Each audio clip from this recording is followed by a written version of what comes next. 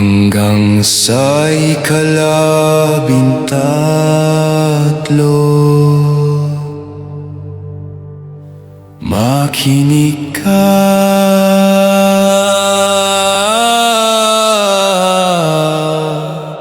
Huminga ka. Wala nang ligtas mula sa dilim.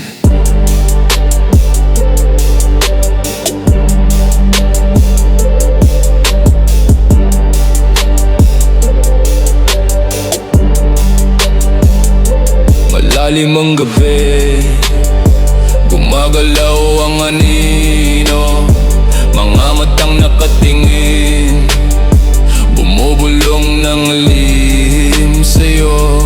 Kalawang sa bakal, dumudugo sa katahimikan. Hangin malamig, humahaplos ng sumpang walang hanggan. Tintig ng puso, tambol ng libingan. Bawat hakbang, abo ang tinatahak ng kaluluwa. Mga kwento ng takot, dito mo lang maririnig. Sa madilim na sulo, wala ka nang babalikan. Nahulog ang anghel, sinunog ang pakpak. Matay naglalagablab, luhay apoy na umaapaw. Basag ang lupa, butoy nakabaon sa lihim. At ang pangalan mo, unti-unting kinakain ng gabi. Alas 10 na ng gabi, tahimik na tahimik ang buong campus. Ang mga ilaw sa pasilyo ng gusali ay mahina na, kumikislap paminsan-minsan na parang malapit ng mamatay. Ako lang ang natirang estudyante sa maliit na library ng kolehiyo namin.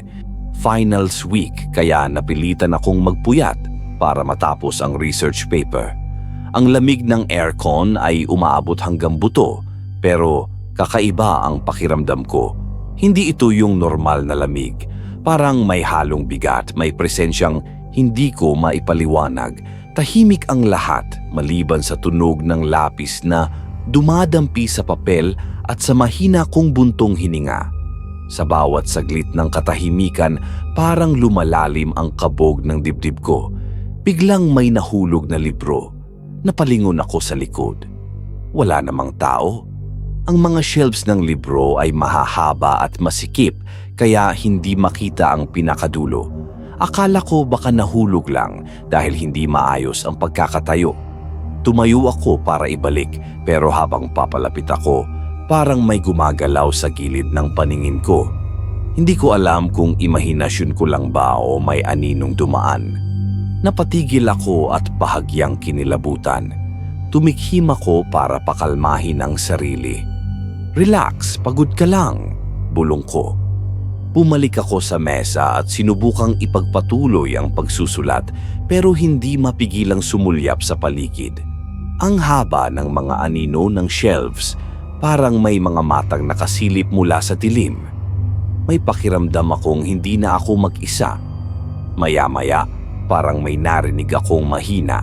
Tunog ng papel na gumagalaw, kasunod ng bahagyang tunog ng paa na dumadampi sa sahig. Tumigil ako sa pagsusulat. Pinakinggan ko ang paligid pero tahimik ulit. Maliban sa mahinang ugong ng aircon at pintig ng puso ko, wala akong naririnig. Tumunog ang phone ko. Isang text galing kay Renz, kaklase ko. Pre, baka pwede ka makadaan. Pasabay naman pa uwi. Nasa labas lang ako ng library, sabi ni Renz sa text. Napakunot noo ako. Nasa labas siya? Alas 10 ng gabi? Medyo nagduda ako pero sumagot ako. Seryoso ka? Andito ka sa campus? Sabi ko. Mabilis ang reply niya. Oo, bilisan mo pre. Medyo creepy dito sa labas, sagot ni Renz.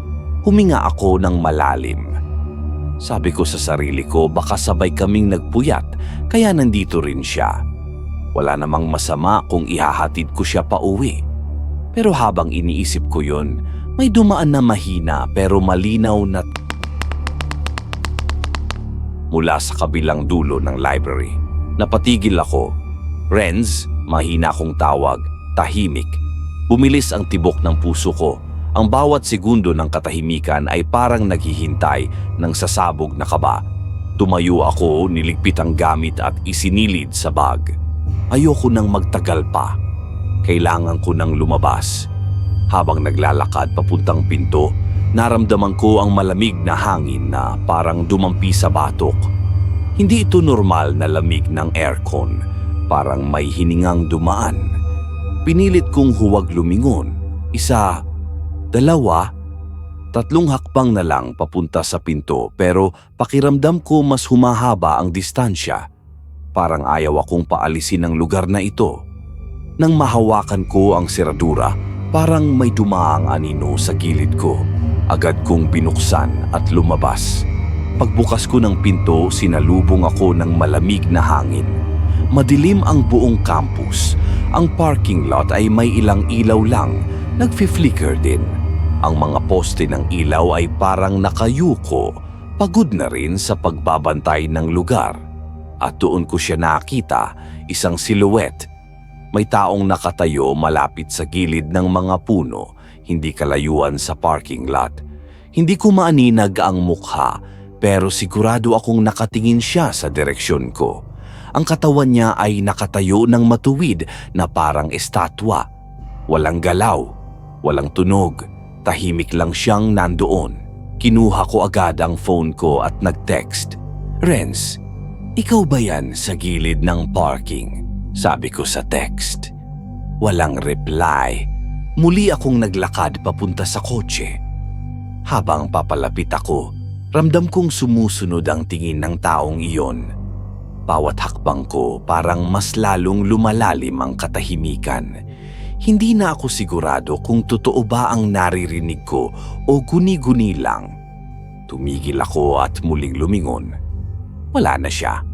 Pinilit kong kalmahin ang sarili at binuksan ang kotse. Pero bago ako makapasok, tumunog ulit ang phone ko. "Pre, bilisan mo. Nasa labas ako. Ang lamig dito," sabi ni Renz. Pero wala nang nakatayo doon. Parang may malamig na kamay na dumampi sa batok ko. Mabilis kong binuksan ang pinto ng kotse at pumasok. Sinilip ko ang paligid mula sa loob. Tahimik. Wala akong makitang kahit sino. Ang paligid ay natatakpan ng manipis na hamog. Ang lamig ay halos humihigop ng hangin sa loob ng baga ko. Pinindot ko ang ilaw sa loob ng kotse at doon ko lang napansin na may kakaibang marka sa salamin ng kotse ko. Parang may kamay na dumampi sa labas. Basa. At may iniwang mahabang guhit pababa. Hindi ulan ang dahilan dahil tuyo ang paligid. Para bang may humawak talaga. Humigpit ang hawak ko sa phone. Sinubukan kong tawagan si Renz. Voicemail lang. Habang nagri-ring, naramdaman kong may dumaan na anino sa harap ng kotse. Hindi mabilis. Mabagal. Parang sinadya para makita ko. Napatingin ako pero wala na naman. Pagbalik ko ng tingin sa phone ko, may bagong voicemail notification. Pinindot ko agad. Sa unang ilang segundo, static lang. Mahina, parang bulong ng hangin sa loob ng lumang kwarto. Tapos may mahinang boses. "Huwag kang lalabas." Nanigas ako sa kinauupuan. Hindi ko alam kung boses ko ba yun o ibang tao. Pero malinaw ang sinabi. "Huwag kang lalabas." Huminga ako ng malalim, nanginginig ang kamay. Pilit kong binuksan ang bintana para silipin ang paligid, pero parang mas dumilim ang labas. Hindi ko maaninag ang mga poste ng ilaw sa parking lot, parang nilamon ng dilim ang lahat. Nasa gitna ako ng pag-aalinlangan kung maghihintay ako sa kotse o babalik ako sa library. Pero bago pa ako makapagdesisyon, may kumalabog sa bubong ng kotse. Isang beses lang, mabigat, parang may tumalon mula sa taas. Dahan-dahan kong iniangat ang paningin sa rearview mirror. Walang tao, walang kahit anong gumagalaw sa paligid. Tapos, may isa pang kalabog. Mas malakas. Napatigil ang paghinga ko.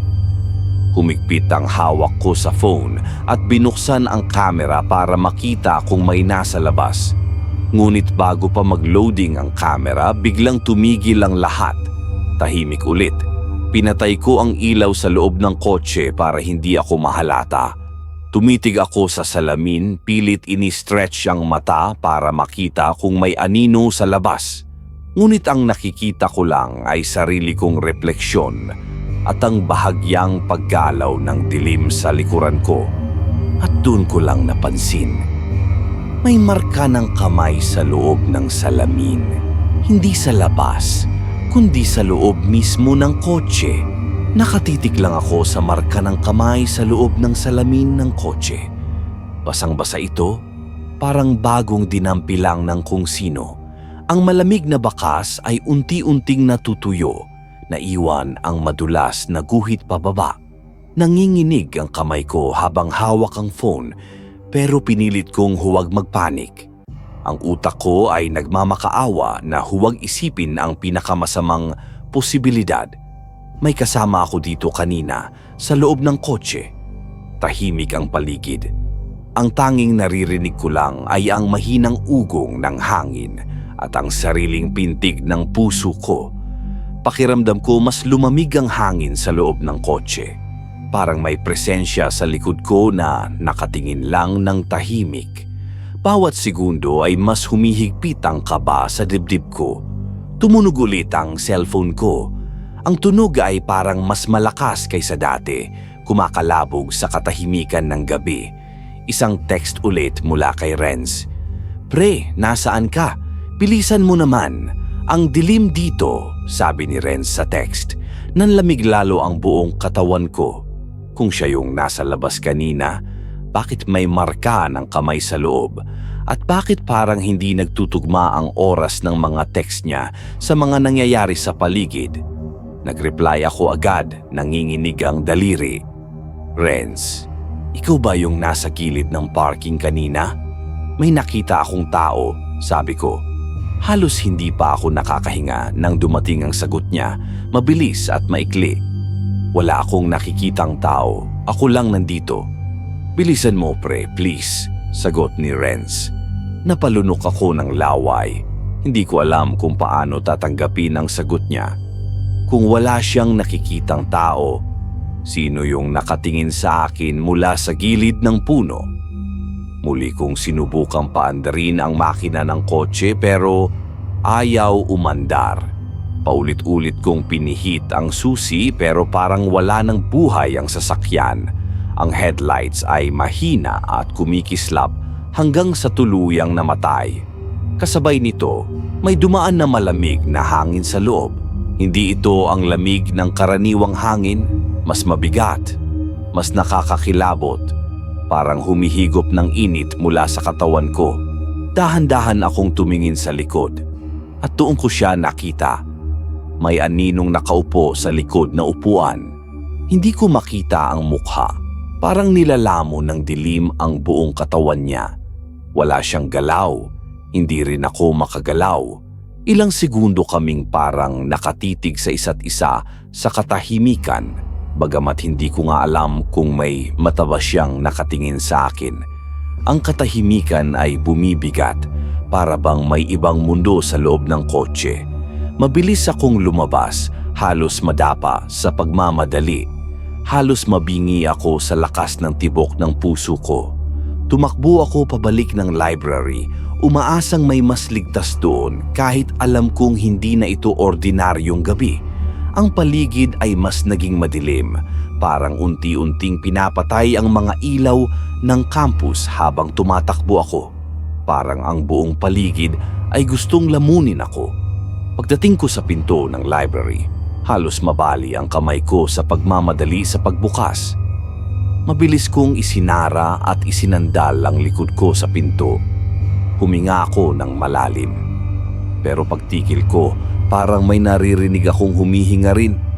Sa loob mismo ng library, napapikit ako ng ilang segundo bago dahan-dahang lumingon. Tahimik. Ang mga shelves ay nakatayo pa rin. Mahahaba at punong-puno ng libro. Pero parang mas madilim ngayon. Mas mahaba ang mga anino, mas mabigat ang pakiramdam. Ang hangin ay tila mas mabigat, mas malamig kaysa kanina. Tumunog ulit ang cellphone ko. Ang tunog ay parang sumisingit sa utak ko, masakit sa pandinig. Binuksan ko ang screen at nakita ko ang bagong message. Pre, bakit ka bumalik sa library? Wala ako diyan, sabi ni Renz. Nanlaki ang mata ko sa binasa ko. Kung wala siya dito, sino ang kausap ko kanina? Sino ang nasa parking? Sino ang nagpapadala ng mga mensahe? Bigla kong narinig ang tunog ng mga yapak mula sa pinakadulong bahagi ng library. Mabagal, papalapit. Ang bawat hakbang ay tumatama sa katahimikan. Tap, tap, tap. Renz, tawag ko ulit. Mahina at nanginginig ang boses ko. Baka nagbibiro lang siya. Baka nandito siya talaga. Walang sumagot, pero huminto ang mga yapak. Muli akong tumingin sa phone. Biglang nag-vibrate. May bagong message. Huwag kang tatakbo, sabi ng unknown sender. Parang natigil ang paghinga ko. Sino to? Napaatras ako ng dahan-dahan habang hawak ang phone, pero sa bawat hakbang ko parang mas humahaba ang pagitan ng mga shelves. Parang hindi na yun yung dati kong dinaraanan. Para akong nilalamon ng espasyo na hindi na pamilyar. Ang paligid ay parang umiikot, gumagalaw ng dahan-dahan na parang hindi na ito library na kilala ko. Muli kong narinig ang yapak. Mas mabilis na ngayon, papalapit. Mabigat ang tunog, parang may dalang hindi maipaliwanag na bigat. Ang bawat yapak ay mas malakas, mas malapit sa akin. Tumakbo ako, diretso sa mesa kung saan ako nag-aaral kanina. Doon ko naramdaman na parang may malamig na hangin na dumaan sa tenga ko. Isang boses na mahina pero malinaw. Hindi ka makakalabas. Napaatras ako at muntik matumba. Pinilit kong huwag sumigaw. Pero nang lingunin ko ang direksyon ng boses, may nakatayo sa dulo ng shelves. Mataas ang katawan. Nakatago ang mukha sa dilim. Pero ramdam kong nakatingin siya diretso sa akin. Ang postura niya ay parang hindi tao. Masyadong matangkad, masyadong mahaba ang mga braso. Ang balikat niya ay nakayuko ng bahagya, parang handa nang gumalaw anumang oras. Nanginginig ang kamay ko habang nagtatype ng message kay Renz. Pre, may kasama ako sa library. Kung nasaan ka man, tulungan mo ako, sabi ko. Walang reply. Tumunog ulit ang phone ko pero voicemail na ang dumating. Pinindot ko ito kahit nanginginig ang daliri ko. Una, static ulit. Tapos, boses ko ang narinig ko pero distorted. Mabagal. Parang may halong bulong mula sa malayo. Bakit ka bumalik? Nandito na siya. Napahawak ako sa bibig ko para pigilan ng sigaw. Sino yung nagsalita? Bakit boses ko yon? At sino yung siya na tinutukoy? Bumilis ang tibok ng puso ko. Dahan-dahan akong umatras habang hawak ang flashlight ng phone. Pero habang iniilawan ko ang paligid, parang mas dumarami ang mga aninong nakikita ko. Parang may mga nakasilip mula sa pagitan ng shelves. Ang mga libro ay parang gumagalaw ng bahagya. Parang may humihinga sa loob nila. Ang hangin ay nagbago ng tono, parang may mabagal na pagbulong na nagmumula sa mga libro mismo. Biglang may tumakbo sa likod ko. Napasigaw ako at napatakbo rin. Diretso ako sa gilid ng library kung saan may malaking glass window. Doon ko nakita sa refleksyon ng sarili ko at isang anino sa likod ko na hindi gumagalaw kahit gumagalaw ako. Hindi, totoo to. Bulong ko halos wala ng lakas, pero bago pa ako makagalaw may isang kamay na dumampi sa balikat ko. Malamig, mabigat, halos mawalan ako ng hininga. Ramdam ko ang bigat ng presensya niya parang kumakain ng lakas ko. Napapikit ako sa takot at bago magdilim ang paningin ko, narinig ko ulit ang parehong boses sa mismong tenga ko. Sinabi kong huwag kang lalabas. Bumagal ang paligid. Ang tunog ng hangin ng tibok ng puso ko Lahat ay parang lumubog sa katahimikan. Nang idilat ko ng bahagya ang mata ko, wala na ang kamay sa balikat ko. Pero sa refleksyon ng salamin sa harap ko, may nakatayo sa likod ko, mas malinaw na ngayon. Mahaba ang leeg, walang mukha, nakayuko lang. At habang tumititig ako sa refleksyon, dahan-dahan niyang iniangat ang ulo niya, parang sinusubukan makita ang mata ko. Bago ko pa tuluyang masilip, namatay ang ilaw ng buong library. At sa huling sandali ng liwanag, nakitang nakalapit na siya sa likod ko. Nagising ako sa sarili kong hingal. Hindi ko alam kung nawalan lang ako ng ulirat o sandaling nahilo sa sobrang takot. Ang paligid ay madilim. Wala ni isang ilaw na gumagana sa buong library. Ang tanging liwanag lang ay ang mahina at kumikislap na screen ng cellphone ko. Pakiramdam ko, mas lumamig pa ang paligid, mas bumigat ang hangin. Tahimik ang lahat pero ramdam kong hindi ako nag-iisa. Parang may mga matang nakatingin mula sa dilim ng mga shelves. Ang katahimikan ay hindi na ordinaryo, parang may buhay, parang naghihintay ng susunod na galaw ko. Hinawakan ko ang phone at sinubukan tumayo. Nanginginig ang tuhod ko habang dahan-dahan akong naglakad papunta sa pinto ng library. Kailangan kong makalabas, hindi ko na kayang magtagal pa dito. Ang bawat hakbang ay tunog sa katahimikan, tila isang alarma sa kung anumang nagtatago sa paligid.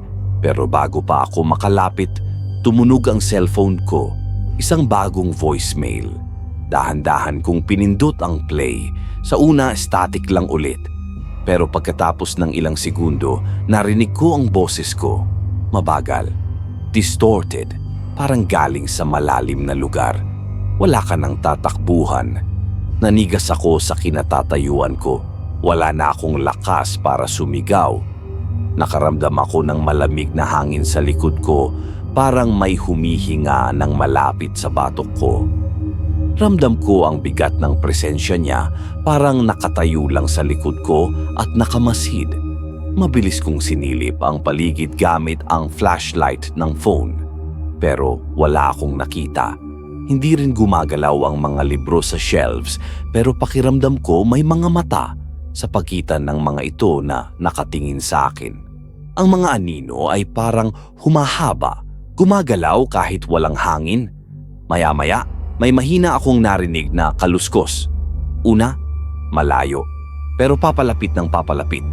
Tap, tap, tap. Hindi ko na kaya. Tumakbo ako palabas ng library. Binuksan ko ang pinto ng mabilis at tumakbo papunta sa parking lot. Ang paligid ay natatakpan ng manipis na hamog. Ang mga poste ng ilaw sa paligid ay patay. Ang campus ay parang ghost town. Wala nang tunog ng buhay, walang kahit anong galaw maliban sa sarili kong hakbang at hingal. Pagdating ko sa kotse, doon ko lang napansin. Lahat ng gulong ay may hiwa. Nalaki ang mata ko. Hindi ko alam kung paano nangyari yon. Bago pa lang ako pumasok sa library, maayos pa ang sasakyan. Pero ngayon, lahat ng gulong ay sira. Parang sinadyang hiwain gamit ang matalim na bagay. Hindi lang basta sira, may pattern ng hiwa, parang may hugis, parang marka. Habang nakatitig ako sa mga gulong, biglang may dumaan na anino sa likod ng kotse. Mabilis, mahirap makita, pero alam kong may gumagalaw. Parang may dumaplis na malamig na hangin sa braso ko na hindi ko alam kung guni-guni lang ba o may dumaan talaga. Tumunog ulit ang phone ko. Isang bagong text mula kay Renz. Pre, wag ka nang lumabas. Huli na. Nanlaki ang mata ko sa binasa ko. Bakit niya sinabi yon? Nasa labas na ako. Ano ang ibig niyang sabihin? Ang utak ko ay punong-puno ng tanong na wala akong sagot. Bigla kong narinig ang tunog ng mga yapak sa likod ko. Mabagal. Mabigat.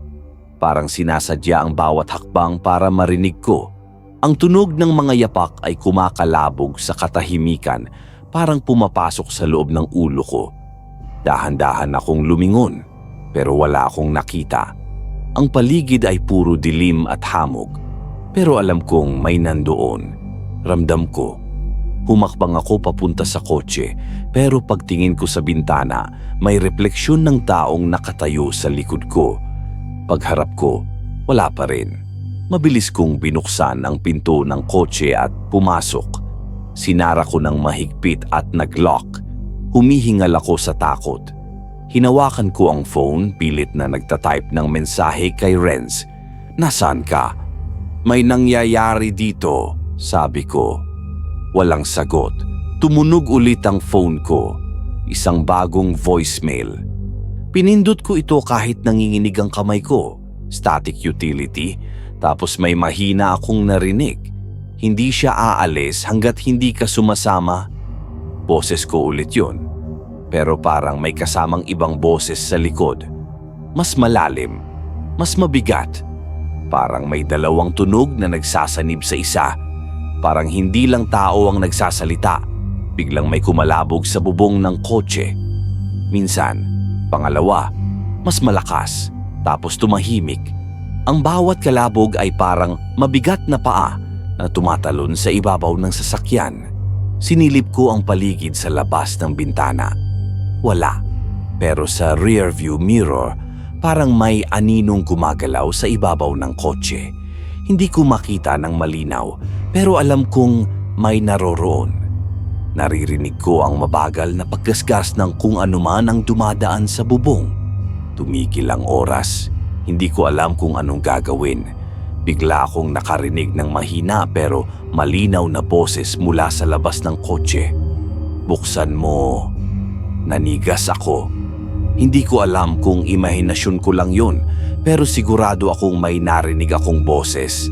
Mabagal, mahaba ang tunog, parang may kasamang echo na galing sa napakalalim na lugar. Huminga ako ng malalim at pinilit kumalma. Kinuha ko ang susi at sinubukan paandarin ulit ang makina. Wala pa rin. Patay. Hindi gumagana kahit anong gawin ko. Biglang nag-vibrate ang phone ko. Isang bagong text. "Tumingin ka sa likod." Nanlamig ang buong katawan ko. Ayokong sundin. Pero parang may puwersang nagtutulak sa akin na gawin yun. Ang mga kamay ko ay nanginginig habang dahan-dahan kong itinataas ang mata ko papunta sa rearview mirror. May nakaupo sa likod na upuan. Mas malinaw na ngayon ang itsura niya. Mahaba ang leeg, walang mukha na kayuko lang. Napalunok ako. Hindi ko alam kung tatakbo ako palabas o mananatili sa loob. Ang katawan ko ay ayaw gumalaw. Ang utak ko ay sumisigaw na tumakbo. Pero ang katawan ko ay nanatiling nakaupo, natatakot sa susunod na mangyayari. Biglang gumalaw ang nilalang. Dahan-dahan niyang iniangat ang ulo niya. Parang sinusubukan niyang ipakita ang wala niyang mukha sa akin. Ang leeg niya ay humaba pa, parang hindi normal ang pagkakaikot nito. Bago ko patuluyang makita, bumukas ang pinto ng kotse sa likod. Mabagal, parang may pumapasok. Narinig ko ang tunog ng hangin na dumadaloy sa loob, malamig at mabigat. Pakiramdam ko ay hinihigop ang init ng katawan ko. Napasigaw ako at agad bumaba ng kotse. Tumakbo ako palayo. Hindi ko na alam kung saan pupunta. Basta tumatakbo lang ako palabas ng parking lot. Ang mga paa ko ay parang mabigat, parang may pumipigil sa bawat hakbang ko. Habang tumatakbo, naririnig ko ang mga yapak na sumusunod. Mabagal pero malakas, parang hindi niya kailangan magmadali para abutan ako. Bawat yapak ay may tunog na parang humahampas sa sahig na gawa sa bakal. Huminto ako sa gitna ng daan. Humihingal ako. Hindi ko na alam kung saan ako pupunta. Wala nang tao. Wala nang ilaw. Wala na ring mga tunog ng buhay sa paligid. Parang ako lang at siya na lang ang naiwan sa mundo. Tumunog ulit ang phone ko. Isang bagong voicemail. Pinindot ko ito habang nanginginig ang kamay. Static utility. Pero ngayon, mas malinaw na ang boses. Hindi ka makakatakas. At kasabay ng boses na yon, naramdaman kong may malamig na kamay na dumampi sa balikat ko. Mabigat. Parang dinidiin ako sa lupa. At sa mismong tenga ko narinig ko ulit ang bulong. Mas malapit, mas malinaw. Wala ka nang uuwian. Napatigil ako nang maramdaman ko ang malamig na kamay sa balikat ko. Mabigat ito. Parang may ibang puwersang humahawak sa akin. Hindi ko magawang gumalaw. Ang hininga ko ay naging mabagal at bawat segundo ay parang oras na dumadaan. Parang ang paligid ay huminto, tanging kabog ng dibdib ko lang ang naririnig ko. Wala ka nang uuwian. Muling bumulong ang boses. Hindi ko alam kung kanino galing, pero sigurado akong malapit ito sa tenga ko. Mas malapit kaysa kanina. Parang may nakadikit sa likod ko. Malamig ang hininga na dumadampi sa balat ko. Sa sobrang takot, napalakas ang sigaw ko at napaatras ako. Pero nang lumingon ako, wala akong nakita. Walang tao. Wala ring kahit anong gumagalaw sa paligid. Ngunit ramdam ko, hindi ako nag-iisa. Ang hangin ay mas mabigat, mas malamig, at ang bawat sulok ng lugar ay parang may nakatago. Ang katahimikan ay nakabibingi, parang nakikinig ang buong paligid sa bawat galaw ko. Mabilis akong tumakbo papunta sa pinakamalapit na gusali sa campus, isang maliit na silid na may malalaking bintana. Kailangan kong makahanap ng mas ligtas na lugar. Tumakbo ako ng walang tigil hanggang makarating sa silid na may ilaw pa kanina. Binuksan ko ang pinto at pumasok ng mabilis. Pagkapasok ko, isinara ko ang pinto ng mahigpit at ikinandado. Humihingal ako habang nakasandal sa malamig na kahoy na pinto. Kinuha ko ang cellphone ko at nagbukas ng flashlight. Ang liwanag nito ay mahina na, parang nauubusan na ng battery. Ang flashlight ay kumikislap-kislap, parang may interference. Napansin ko ang malalaking bintana ng silid. Basag ang isa at ang mga kurtina ay bahagyang gumagalaw kahit walang hangin. Dahan-dahan akong lumapit, bawat hakbang ay mabigat. Pakiramdam ko may mga matang nakamasid mula sa labas. Paglapit ko, may nakita akong bakas sa labas ng basag na bintana. Mga yapak. Hindi ordinaryong yapak. Malalaki, mahahaba, at parang naiipit ang gilid ng basag na salamin sa bawat hakbang. Ang mga yapak na ito ay papalapit ng papalapit sa bintana, na parang sinusundan ang direksyon ko. Tumunog ang cellphone ko, isa na namang voicemail. Dahan-dahan kong pinindot ang play. Sa una, static na naman. Pero pagkatapos ng ilang segundo, narinig ko ang boses ko mas malinaw ngayon. Parang ako mismo ang nagsasalita mula sa malayo.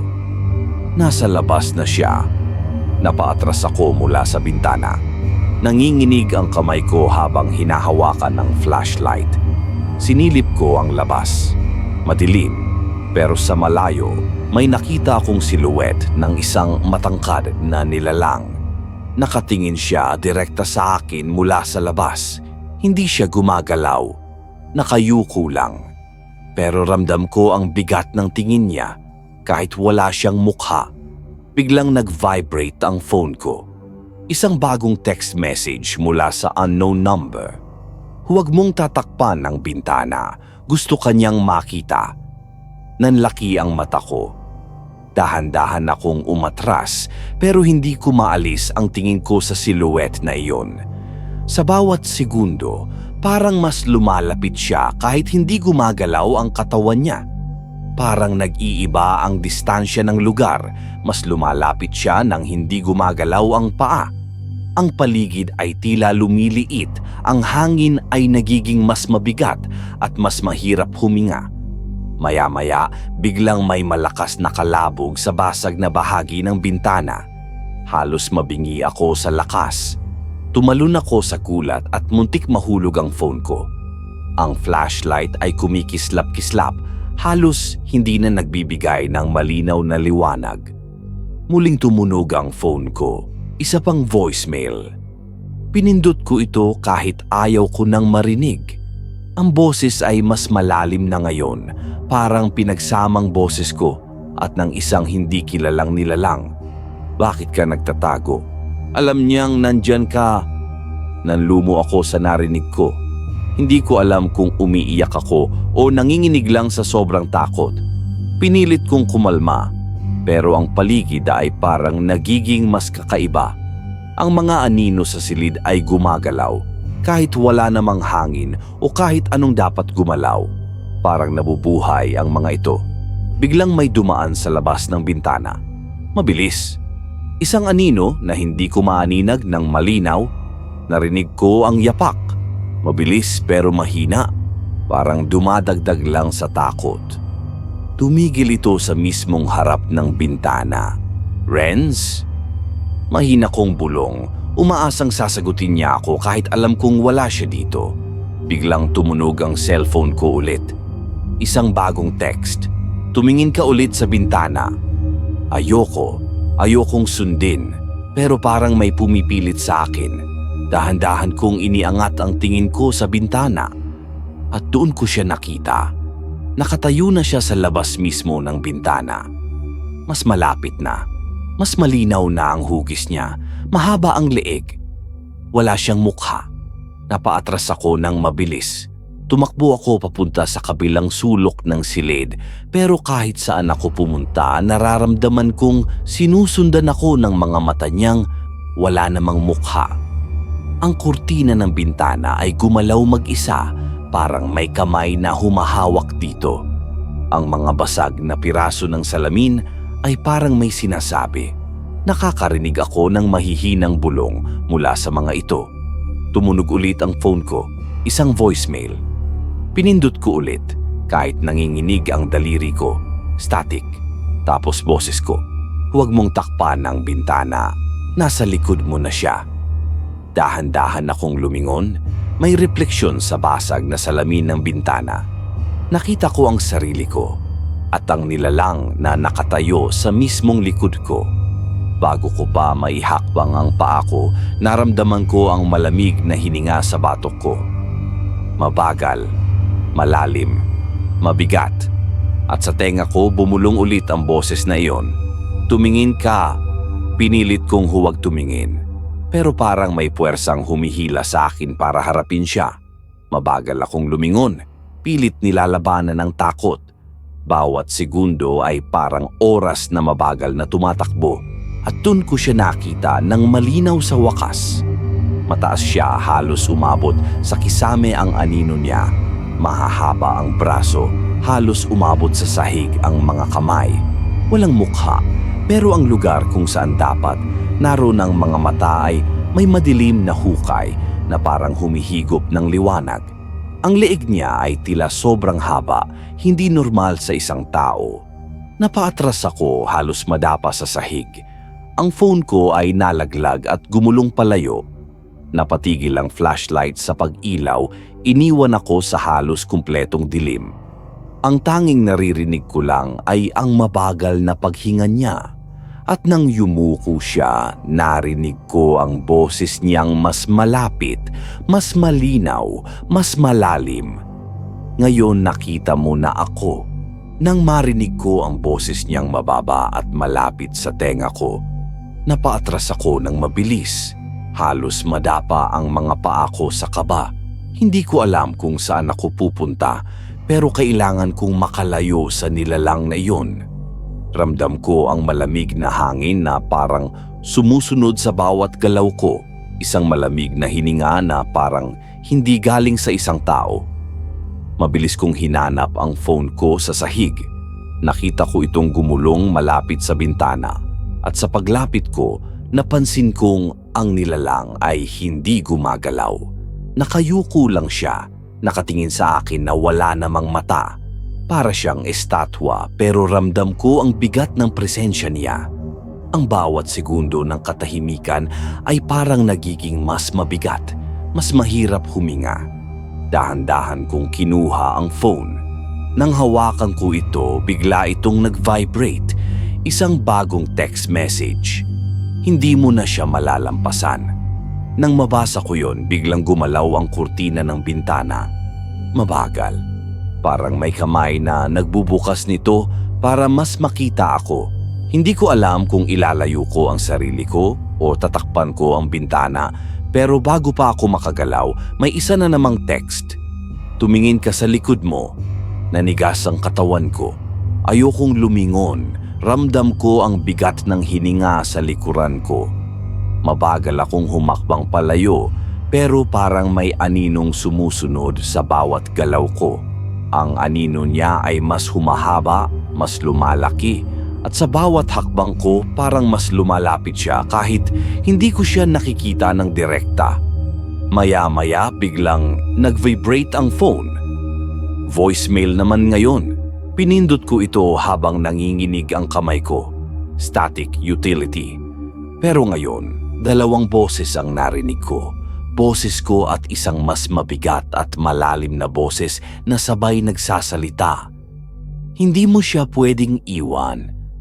Napaatras ako at napahawak sa dingding. Hindi ko na alam kung umiiyak ako o nanginginig lang sa sobrang takot.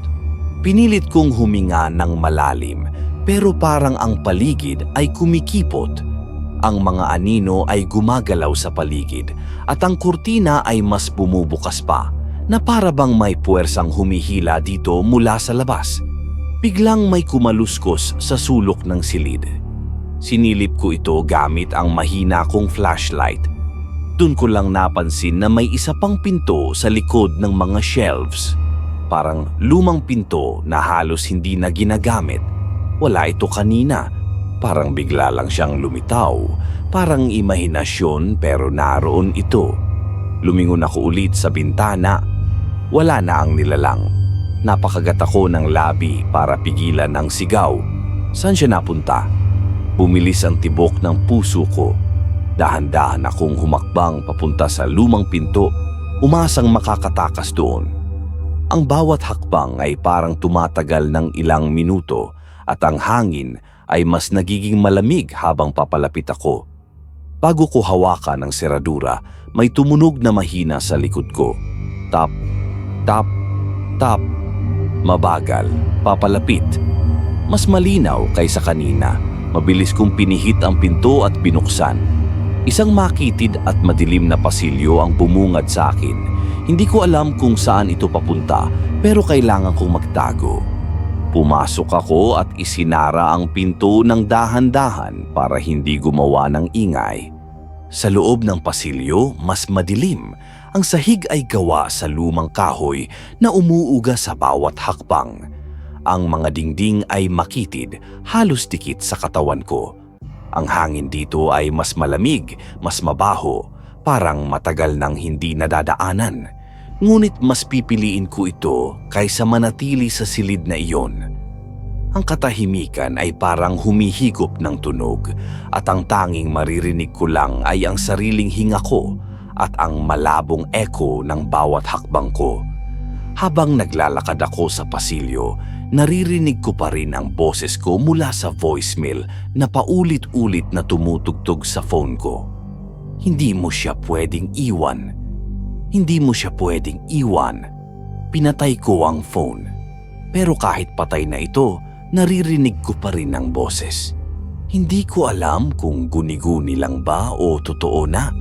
Ang mga salita ay parang nanggagaling sa mismong dingding ng pasilyo, parang may sumasabay sa paghinga ko. Maya-maya, may nakita akong dulo ng pasilyo. May maliit na ilaw na nanggagaling sa isang kwarto. Tumakbo ako papunta doon, umaasang makakalabas na ako. Pagdating ko sa pintuan, dahan-dahan kong binuksan ito. Ang loob ay parang lumang opisina. May mesa, may upuan, at may isang lumang bintana. Sa mesa, may nakapatong na lumang telepono. Natatakpan ito ng alikabok pero parang bagong gamit lang dahil walang bakas ng panahon dito. Bigla itong tumunog. Napaatras ako. Ang tunog ay malakas, hindi tugma sa katahimikan ng kwarto. Hindi ko alam kung sasagutin ko o tatakbuhan ko ulit. Pero parang may puwersang nagtutulak sa akin na sagutin ito. Mabagal kong dinampot ang telepono at inilapit sa tenga ko. Sa kabilang linya narinig ko ang boses ko. Mabagal, distorted, mas malalim pa kaysa dati. Tumingin ka sa bintana. Dahan-dahan kong iniangat ang tingin ko sa lumang bintana sa loob ng opisina. Ang liwanag na pumapasok doon ay kakaiba, parang mali ang kulay. At doon ko siya nakita. Nakatayo siya sa labas ng bintana. Mas malapit na ngayon at nakataas ang mahahaba niyang kamay parang sinusubukang pumasok. Nabitawan ko ang telepono. Ang tunog ng pagbagsak nito ay parang echo na paulit-ulit. Tumakbo ako papunta sa pinto pero bago ko mahawakan ang seradura, tumunog ulit ang cellphone ko. Automatic itong nag-on kahit pinatay ko kanina. Isang bagong text message. Wala nang lalabasan. Kasama mo na siya ngayon. Nanigas ako. Bumilis ang hininga ko. Dahan-dahan akong lumingon sa bintana. Wala na siya sa labas.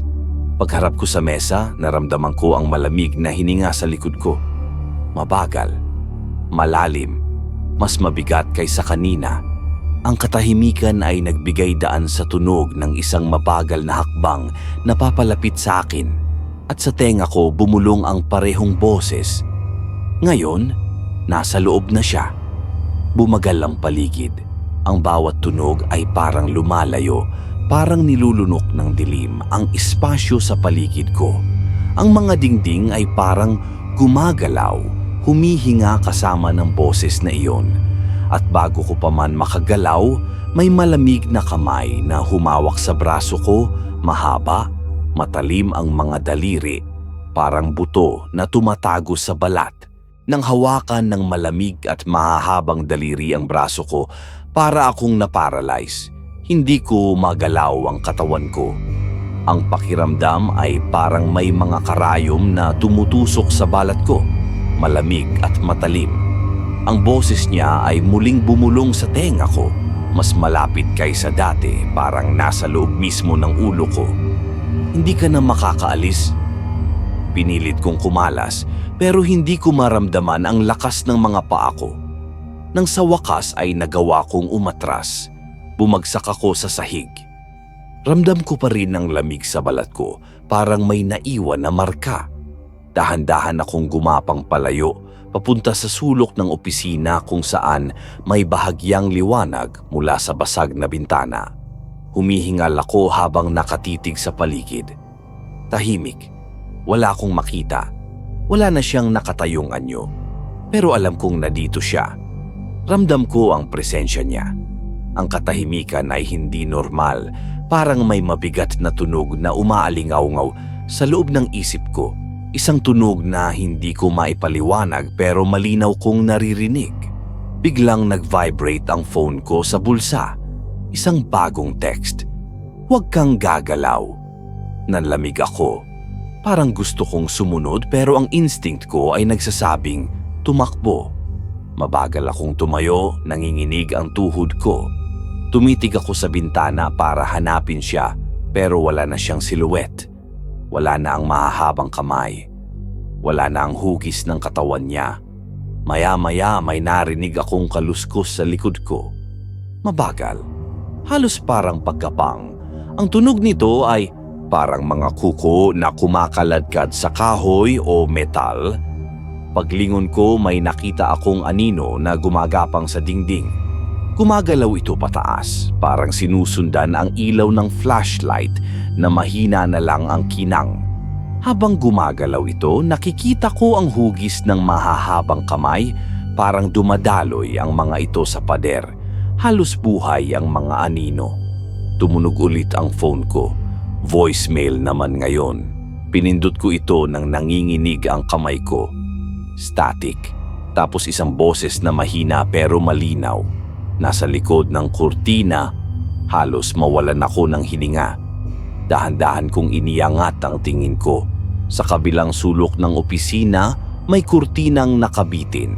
Nakakalahati lang ito at bahagyang gumagalaw kahit walang hangin.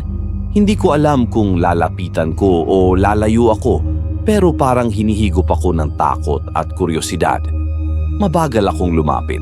Ang bawat hakbang ay parang mas humahaba, mas bumibigat. Ang paligid ay parang humihinga kasama ng bawat paglapit ko. Nang nasa harap na ako ng kurtina, narinig ko ulit ang kaluskos. Mas malakas ngayon. Bago ko pa maigalaw ang kamay ko para hawakan ang tela, biglang may dumaan na malamig na hangin sa likod ko. Napalingon ako ng mabilis. Wala. Pagharap ko ulit sa kurtina, gumalaw ito. Mabagal. Parang may humawak mula sa likod. Ang tela ay bumigay ng bahagya, parang may bigat na nagmumula sa kabilang panig. Tumunog ulit ang phone ko. Isa pang text. "Buksan mo." Nanigas ako. Hindi ko alam kung kaya ko, pero parang may puwersang nagtutulak sa akin para sundin ito.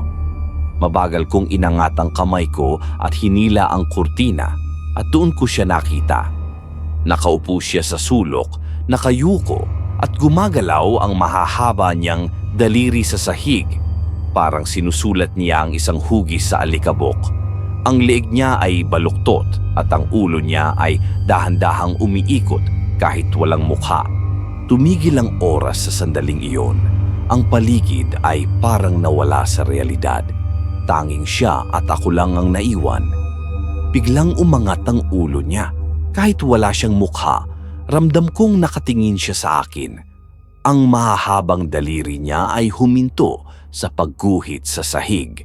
Tumayo siya ng mabagal, mas mabagal kaysa inaasahan, pero mas nakakakilabot dahil hindi mo alam kung kailan siya tuluyang tatayo ng diretsyo. Ang mga buto niya ay parang naririnig ko habang gumagalaw siya, isang mahinang tunog na parang pumuputok ang mga kasukasuan. Bumalik ako ng ilang hakbang, pero natapakan ko ang lumang telepono. Tumunog ito ng malakas, isang matinis na tunog na kumalabog sa buong opisina. Sa sandaling iyon, nagsimulang gumalaw nang mas mabilis ang nilalang. Papalapit siya. Napasigaw ako at tumakbo papunta sa pinto. Pilit kong pinihit ang seradura pero ayaw bumukas. Sinubukan ko ulit, mas mabilis, mas desperado. Naririnig ko ang yapak niya sa likod ko. Mabagal pero siguradong papalapit. Ang tunog ng bawat hakbang ay mas malakas, parang dumidikit sa tenga ko. Tumunog ulit ang phone ko, isang voicemail. Pinindot ko ito kahit hindi ko alam kung bakit ko ginagawa. Wala nang lalabasan. Narito na siya. At sa mismong sandaling iyon, tumigil ang lahat ng tunog. Walang yapak, walang kaluskos, walang hininga. Ang katahimikan ay parang nakasampal sa pandinig ko. Dahan-dahan akong lumingon, nakatayo na siya sa likod ko. Malapit, mas malapit pa kaysa kanina. Ang mga kamay niyang mahaba ay nakaangat, parang handang hawakan ang ulo ko. Hindi ko na alam kung sisigaw ako o tatakbo. Pero bago pa ako makagalaw, naramdaman ko ang dulo ng malamig niyang daliri sa sentido ko. Mabagal, parang sinusukat nito ang hugis ng mukha ko. Ang bawat dampi ay nag-iiwan ng kirot na hindi normal, parang sinusunog ng lamig ang balat ko. At sa mismong tenga ko, bumulong siya ng malinaw, mas malinaw kaysa dati. Ngayon alam mo na kung bakit walang nakakalabas. Kasabay nito, parang lumiit ang silid. Ang mga dingding ay gumalaw, papalapit, parang nabubuhay. Ang kurtina ay gumalaw ulit kahit wala ng hangin. Sa sahig, nakita ko ang mga hugis na iginuhit niya kanina. Hindi lang basta marka. Ito ay mga simbolo. Mga hugis ng mata na nakatingin pataas. Maya-maya, naramdaman ko na parang nahuhulog ako. Hindi na ako sigurado kung nakatayo pa ba ako sa lupa o lumulubog na sa ibang lugar. Ang paligid ay unti-unting nabalot ng dilim at ang tanging naiwan ay ang tunog ng mabagal niyang paghinga sa tabi ko. Pakiramdam ko'y nawawala na ako sa realidad. Hindi ko alam kung nasa silid pa rin ako o nasa ibang lugar na. Ang paligid ay madilim, ngunit may bahagyang liwanag na kumikislap mula sa sahig kung saan nakita ko ang mga simbolo. Mga hugis ng mata, paulit-ulit, at para silang nakatingin lahat sa akin. Ang mga simbolo ay dahan-dahang umiikot, parang may buhay. Bawat ikot ay may kasabay na mahinang tunog, tila bulong na mahirap maintindihan. Ang malamig na boses ay muling bumulong, mas mahina, ngunit mas malapit kaysa dati. Hindi ka makakatakas dahil wala ka nang uuwian. Naramdaman ko ang mabagal na paglayo ng kamay niya mula sa sentido ko. Ngunit kahit wala na siyang humahawak, ang balat ko ay nanatiling naninigas sa lamig. Dahan-dahan akong umatras, nanginginig pa rin ang mga kamay at binti ko. Hindi ko alam kung dapat akong tumakbo o manatili. Ang utak ko ay naguguluhan, parang hindi ko na alam kung ano ang totoo at hindi. Biglang gumalaw ang mga simbolo sa sahig. Unti-unti silang nagbuklod, parang umiikot sa isang punto. Parang binubuksan nila ang isang bagay sa ilalim ko. Mula sa gitna ng mga simbolo, may mahinang tunog na umaalingaw-ngaw. Para siyang pagpulong na hindi mo marinig ng malinaw, ngunit alam mong nakadikit sa mismong utak mo. Masakit ito sa pakiramdam, parang hinihila ang isip ko. Halika, tumunog ang cellphone ko. Automatic itong nag-on ulit kahit kanina ay pinatay ko. May isang text. Buksan mo ang pinto sa harap mo. Napalingon ako. Hindi ko alam kung paano pero may isa na namang pinto sa harap ko. Wala ito kanina. Ang pinto ay luma, kulay itim at may kalawang ang hawakan. May mga gasgas na parang marka ng kuko sa paligid nito. Pakiramdam ko, hindi ko dapat itong buksan. Ngunit parang hinihila ako ng isang puwersa para gawin ito. Ang paligid ay tila umiikot, parang nilulunok ang utak ko habang papalapit ako. Mabagal akong lumapit. Bawat hakbang ay parang dinidiin ako ng bigat ng paligid.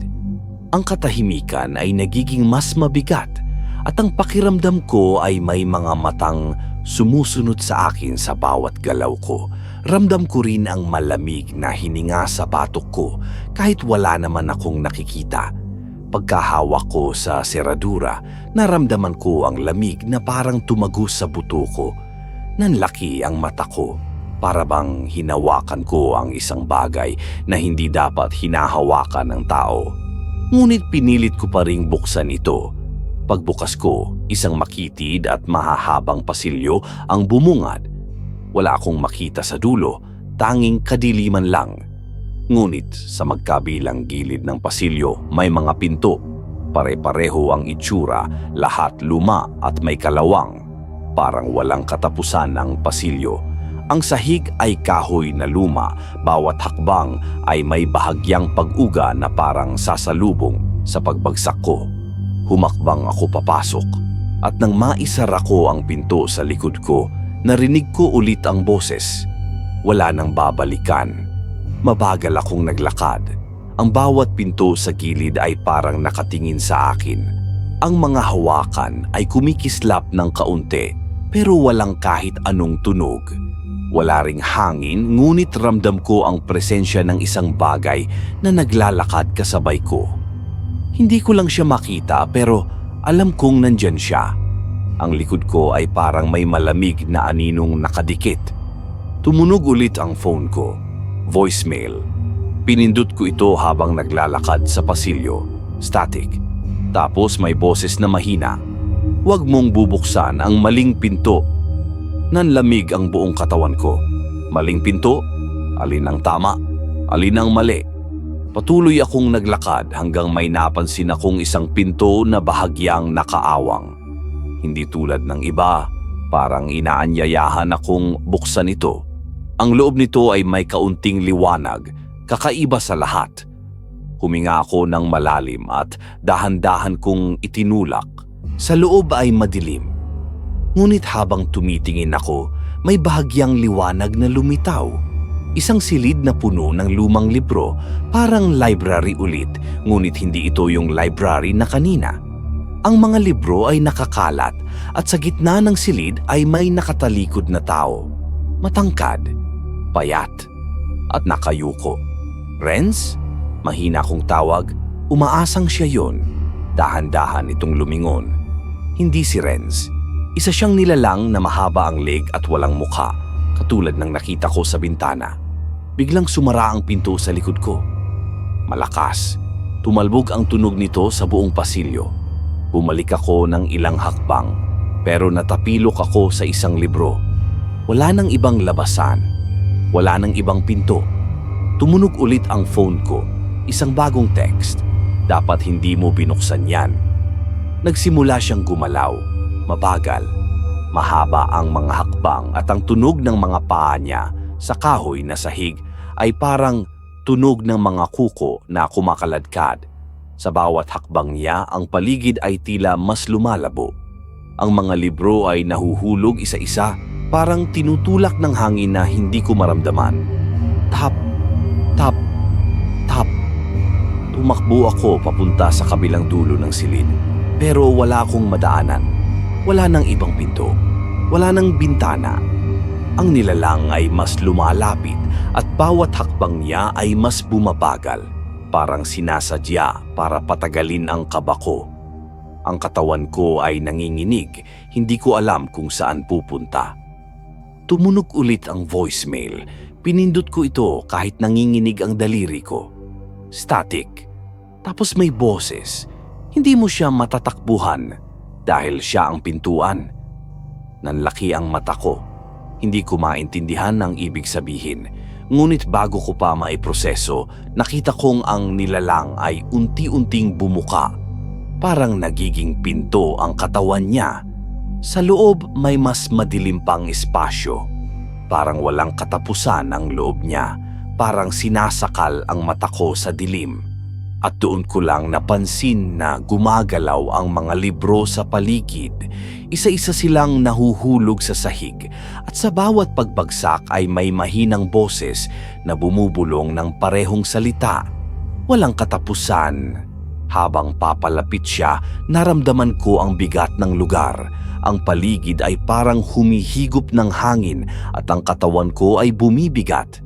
Ang mga mata ko ay ayaw ng pumikit. Pero hindi ko rin kayang tumingin ng direkta. Ang oras ay parang bumagal. Bawat segundo ay tila mas mahaba. Bago siya tuluyang makalapit, bumukas ang isang pinto sa gilid. Maliit, halos hindi ko napansin kanina. Agad akong tumakbo papasok doon. Hindi ko alam kung ligtas, pero mas pipiliin ko ito kaysa manatili sa kanya. Sa loob, isa na namang pasilyo. Mas makitid. Mas madilim at mas tahimik. Ang mga dingding ay mas malapit sa katawan ko, halos masakal ako sa sikip. Wala na ring ingay ng mga libro, wala nang kahit anong tunog. At sa likod ko, narinig ko ulit ang boses niyang mabagal at malalim. Hindi ka lalabas, hindi ka makakatakas, dahil ito ang umpisa. Habang tumatakbo ako sa pasilyo, pakiramdam ko ay umiikot lang ako sa iisang lugar. Walang katapusan. At sa bawat paglingon ko, may aninong sumusunod, dahan-dahan pero sigurado. Habang tumatakbo ako sa makitid na pasilyo, pakiramdam ko ay umiikot lang ako sa iisang lugar. Walang katapusan.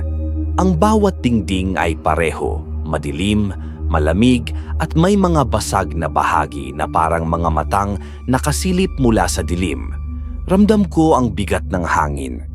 Mabagal ang bawat hakbang ko kahit pilit kong bilisan, parang may pumipigil sa akin. Ang sahig ay lumalangit-ngit at sa bawat tunog nito ay parang may sumasagot na bulong mula sa mga sulok ng pasilyo. Sa bawat segundo, naririnig ko ang paghinga niya. Mabagal, malalim. Nasa likod ko siya.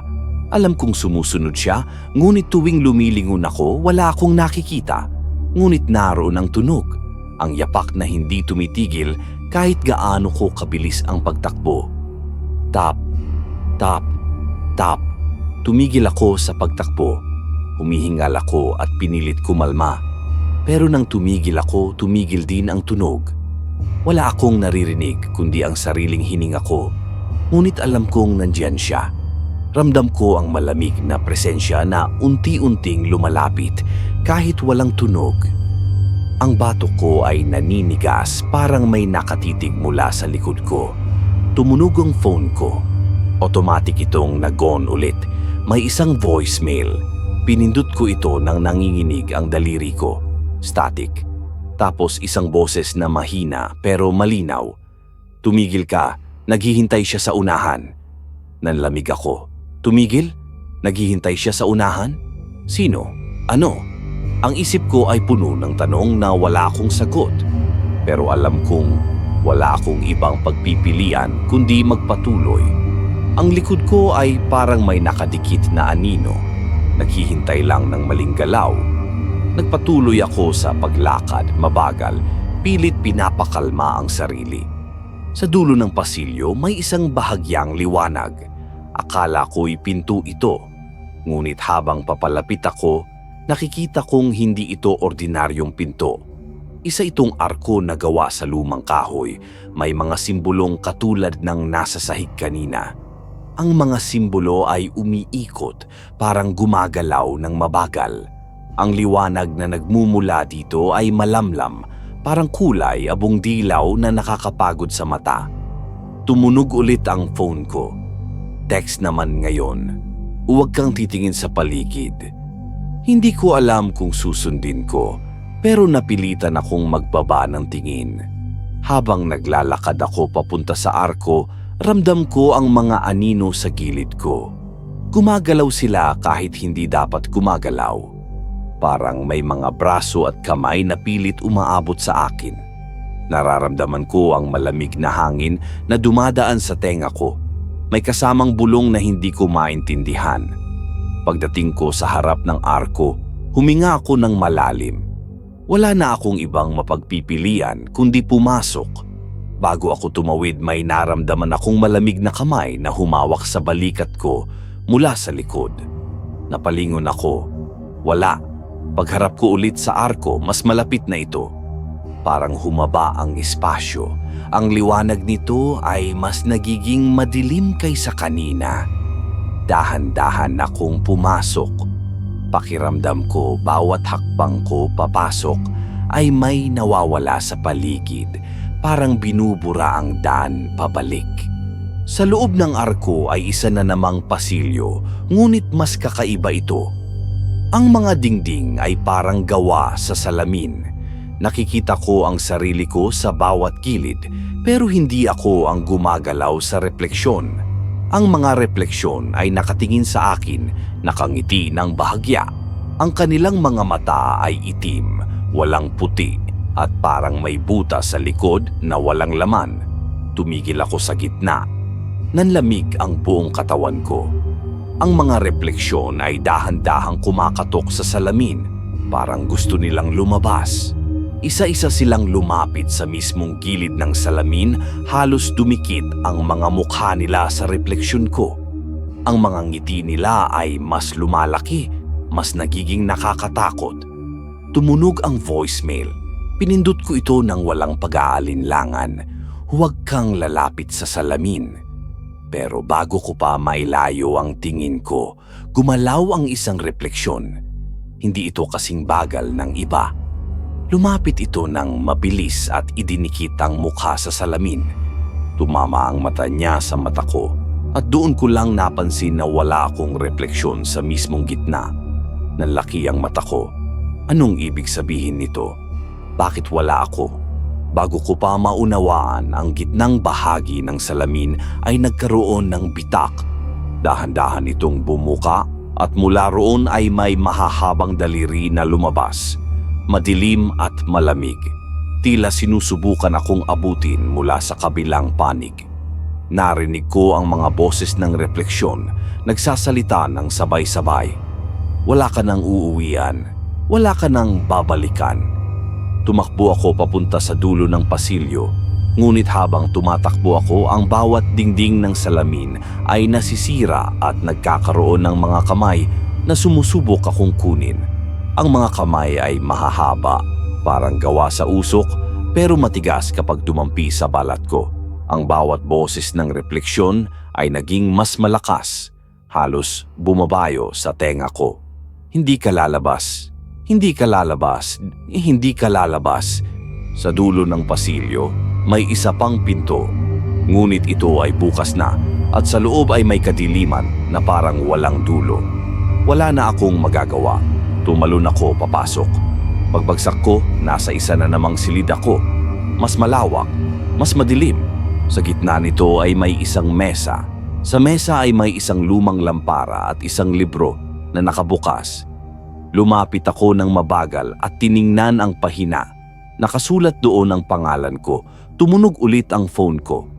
Isa pang voicemail. Matagal na kitang hinihintay. Napaatras ako. Ang libro ay kusaring nagsarang mabagal. Mula sa dilim sa likod ng mesa, may isang hugis na bumangon. Matangkad, payat, at nakayuko. Ang mga kamay nito ay mahaba, halos sumayad sa sahig. Dahan-dahan itong lumingon. Siya ulit, ang nilalang na walang mukha. Ngunit ngayon, sa lugar kung saan dapat naroon ang mukha niya, may refleksyon ng mukha ko mismo. At ang bibig sa refleksyon ay dahan-dahang bumuka, nagsasalita ng boses ko rin. Ikaw ito.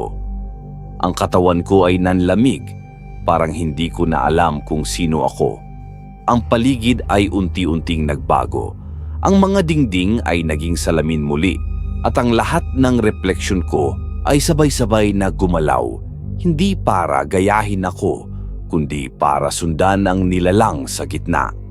Ang mesa ay unti-unting nilamon ng anino. Ang libro ay nagbukas muli at ngayon hindi lang pangalan ko ang nakasulat. Nandoon ang eksaktong mga nangyari mula simula hanggang ngayon. Lahat ng takbuhan ko, lahat ng boses na narinig ko. At sa pinakahuling pahina ay may nakasulat. Walang katapusan. Nang mabasa ko ang huling pahina ng libro at makita ang nakasulat na walang katapusan, parang nawala ang hangin sa paligid ko. Ang dilim ay lalong bumigat at ang mga refleksyon sa paligid ay nagsimulang gumalaw ng sabay-sabay. Hindi na sila kahawig ko. Ang kanilang mga anyo ay unti-unting nagiging mahahabang nilalang na walang mukha katulad ng nakita ko mula pa sa simula. Tumunog ang phone ko kahit hindi ko nahawak ito. Ang tunog ay nag-echo sa buong silid. Isa na namang voicemail. Wala nang susunod. Nandito ka na. Napaatras ako pero sa bawat hakbang ko ay may salamin na sumasalubong. Isa-isa silang nagbitak. Mula sa mga bitak ay may mahahabang kamay na lumalabas. Parang sinusubukan akong abutin at hilahin papasok sa loob ng kanilang mundo. Ang mga kamay ay malamig, parang yelo, at ang pagdampi nila sa balat ko ay nagiiwan ng hapdi na tila sinusunog ng lamig. Biglang nagbukas ang isa sa mga salamin. Hindi ito bitak lang, bumuka ito na parang pinto. Mula roon, may isang liwanag na kulay abo. At mula sa liwanag na iyon ay lumabas ang isang nilalang na mas matangkad, mas payat, at mas mahaba ang leeg kaysa sa lahat ng nakita ko. Dahan-dahan siyang yumuko para maabot ako at kahit wala siyang mukha, alam kong nakatingin siya diretso sa akin. Sa likod niya may mga anino pang gumagapang, parang mga nilalang na hindi pa buo ang anyo. Naramdaman ko ang cellphone sa bulsa ko na nag-vibrate ng sobrang lakas. Kinuha ko ito, nanginginig ang mga kamay ko. May isang text. Ito ang huli. Humakbang ang nilalang papalapit. Ang sahig ay umuuga sa bawat hakbang niya at ang mga refleksyon sa paligid ay sumabay sa galaw niya. Ang mga anino ay nagsimulang gumapang sa mga paa ko, parang may mga kadena na humihila sa akin. Nararamdaman ko ang bigat ng lugar, parang hinihigop ng dilim ang katawan ko. Biglang tumigil ang lahat, tahimik, wala ni isang tunog. Tanging boses lang ng sarili kong paghinga ang naririnig ko, ngunit mabagal na, parang hindi akin. Bakit ako? Mahina akong tanong kahit alam kong walang sasagot, pero may sumagot. Dahil ikaw ang pumili. Hindi ko alam kung saan galing ang boses. Parang galing ito sa lahat ng direksyon. Nang tumingin ako sa mga salamin, nakita ko ang sarili kong nakatayo sa gitna. Pero iba. Ang bersyon ko sa salamin ay nakangiti at ang mga mata nito ay kasing itim ng kawalan. Gumalaw ang bibig niya ng mabagal. Ako ang ikaw na hindi nakabalik. Napatigil ako. Nanlamig ang buong katawan ko. Habang nakatitig ako sa kanya, ang mga kamay sa salamin ay sabay-sabay na lumabas. Mas marami na ngayon. Parang gusto nilang hilahin ako papasok. Tumakbo ako papunta sa gitna ng silid kung saan wala pang mga salamin. Ngunit kahit anong bilis ko, parang humahaba ang daan. Ngunit sa gitna ay may isa pang mesa. Sa ibabaw nito ay may isang maliit na salamin. Ito lang ang buo, walang bitak. Dahan-dahan akong lumapit. Nang sumilip ako, hindi ko nakita ang mukha ko. Ang nakita ko ay ang library. Nakaupo ako sa mesa sa library, hawak ang cellphone. Nakatitig sa pinto. Ngunit sa likod ng bersyon kong iyon, may nakatayong matangkad na nilalang. At habang pinapanood ko ang eksena, ang bersyon kong nasa salamin ay dahan-dahang tumingin diretso sa akin. Nakangiti ng kakaiba. Tumunog ang phone ko ulit. Voicemail. Pinindot ko ito nang nanginginig. Ikaw na ang susunod. Biglang pumutok ang salamin sa mesa.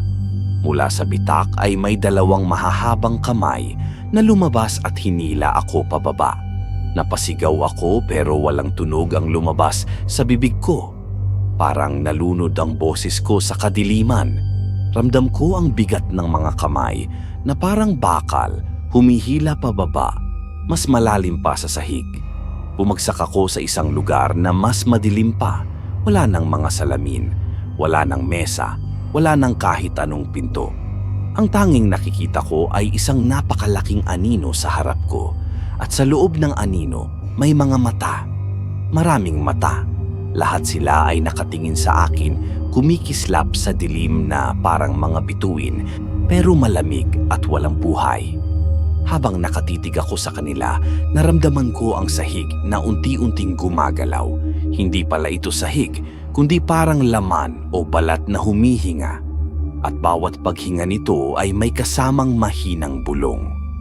Hindi ka na makakabalik dahil nandito ka na. Napaluhod ako. Ang katawan ko ay mabigat, parang hinihila ng lugar mismo. Sa sulok ng aking paningin, nakita ko ang mga anyo ng iba pang mga taong parang ako. Nakalugmok, walang mukha, nakatingin sa kawalan. Ang kanilang mga katawan ay tila unti-unting nagiging salamin din, sumasalamin sa mga susunod pang mahuhulog dito. At doon ko lang narinig ang pinakamalinaw na boses mula sa lahat ng nilalang na iyon.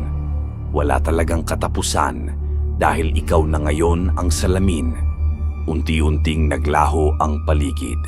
Ang mga mata sa anino ay isa-isang nagsara at sa huling pagkakataon bago magdilim ang lahat, nakita ko ang sarili ko, nakangiti, nakatingin mula sa kabilang panig. Sa panig kung saan hindi na ako makakabalik, ngunit makakakita ng iba, naghihintay.